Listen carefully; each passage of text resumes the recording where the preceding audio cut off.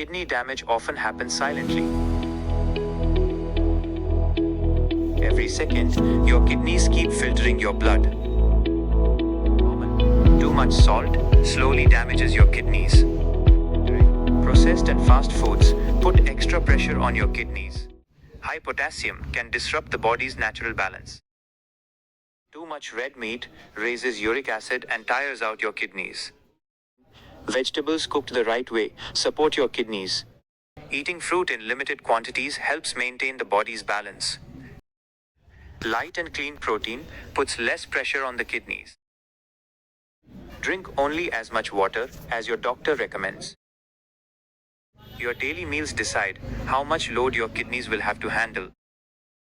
Boiling vegetables and discarding the water can help reduce potassium.